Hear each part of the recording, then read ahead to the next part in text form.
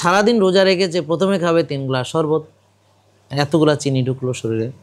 তারপরে তো পেঁয়াজু, বেগুনি, আলুর চপ, তারপরে ছোলা, বুট যেটা বলি, মুড়ি, তারপর সাথে বুরিন্দা, শাহি জিলাপি, ইত্যাদি ইত্যাদি ইত্যাদি এরকম।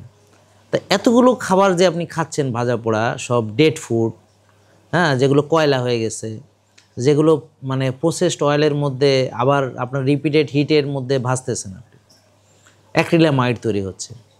তো এই খাবারগুলো খেলে এই যে অটোফেজি, সারাদিন রোজা রাখার যে উপকারিতা, সব একসঙ্গে শেষ হয়। এটা আমরা জানি না কিভাবে আমরা আবিষ্কার করছি। এই খাওয়া তো শেষ না, এরপরে সে তারাবির আগে খাবে আবার। কেউ কেউ তো একেবারে বিরিয়ানি টিরানিও খাচ্ছে, কেউ আবার মনে করেন গরু মানে কালা ভুনা করে খাচ্ছে। হ্যাঁ, তো এই যে এতগুলো খাবার আপনি খেলেন, খাওয়ার পরে আবার নামাজ পড়ে এসে আবার ফ্রিজ খুলে দেখছে যে পেঁয়াজু বেগুনে আর কি কি আছে, প্যাঁচা ও খাচ্ছে বসে। খেয়ে এখন সে সেহরি খাবে, মনে হচ্ছে যে সে মনে হয় 3 মাস খেতে পারবে না, মানে এমন সেহরি খাচ্ছে। এরপরে সে যখন ফজরের নামাজ শেষ করে এসে আবার শোয়, তো 3 বার উঠে টয়লেটে যাওয়া লাগে তার খাওয়ার অবস্থা দেখে।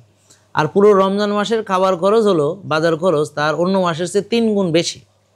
হ্যাঁ, আর ঈদের দিন খেয়ে টোটালি ডায়রিয়া এবং হাসপাতাল। তা এই যদি সিয়াম সাধনা হয়, তাহলে সেখান থেকে আমরা কিভাবে বেনিফিট পাবো? এই জন্যে আপনাদেরকে একটা জিনিস খেয়াল রাখতে হবে যে আপনি ডিহাইড্রেটেড। রেক্সন ন্যাচারাল গ্লিসারিন সমৃদ্ধ, জীবাণু থেকে সুরক্ষার সাথে হাতও কোমল রাখে।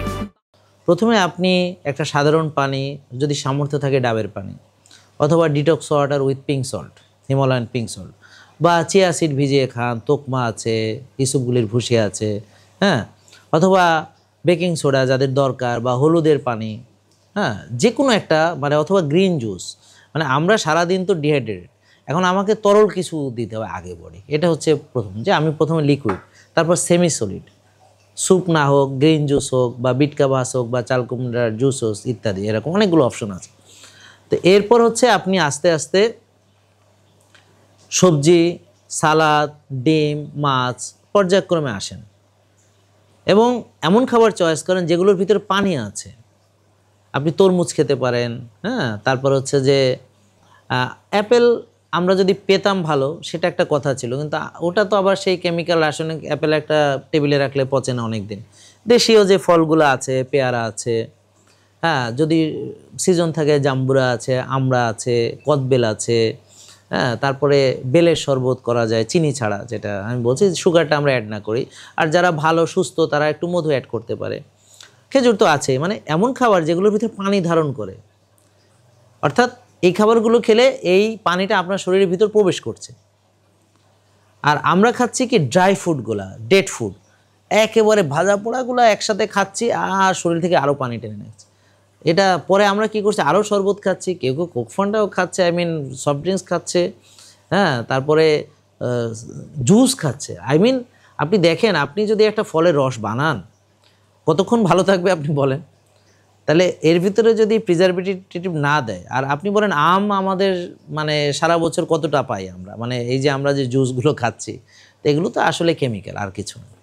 হ্যাঁ, এখন এই কেমিক্যালগুলো আমার পেটে ঢুকছে, তো এটা তো আমাদের জন্য স্বাস্থ্যকর হতে পারে না।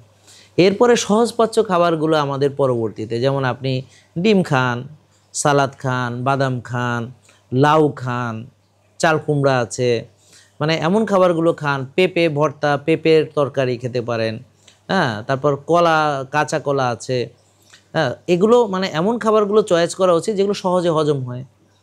এমন সবজিগুলো চয়েস করেন যেগুলো সহজে হজম হয়, যা সিজনে যেটা অ্যাভেলেবেল থাকে। এখন তো মোটামুটি অনেক সবজি অ্যাভেলেবেল আছে, তা আমরা যদি সবজিটা একটু বাড়ায় খাই, চিবিয়ে চিবিয়ে যদি খাই, হ্যাঁ, ওই সহজপাচ্য খাবার, মাছ, যে মাছগুলো সহজে হজম হয়, ডিম যেগুলো সহজে হজম হয়, মুরগির মাংস বা কবুতরের মাংস, এগুলো অল্প পরিমাণে খেলাম।